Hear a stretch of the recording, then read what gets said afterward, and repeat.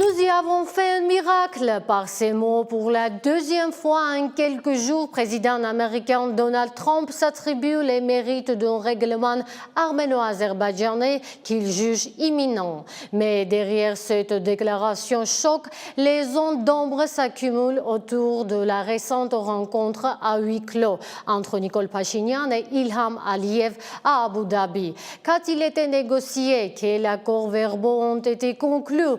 Alors que la partie arménienne reste quasi mutique, c'est de Bakou que filtrent une fois de plus les informations. Une asymétrie qui alimente les pires craintes.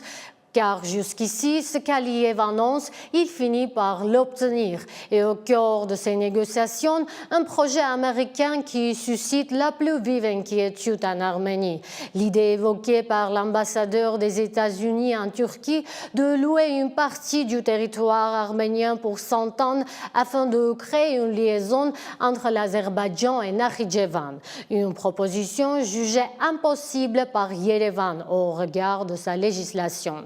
Pourtant, cette idée fait écho aux informations du think tank américain Carnegie, qui révélait une proposition de l'administration Trump concernant un corridor via les territoires arméniens de Syunik. Une proposition qu'Erevan n'a jamais officiellement démentie, car derrière les mots de location ou de corridor se cache la crainte du fameux soi-disant corridor de Zangezur, ce projet qui pourrait s'avérer fatal pour la souveraineté et l'existence même de l'Arménie.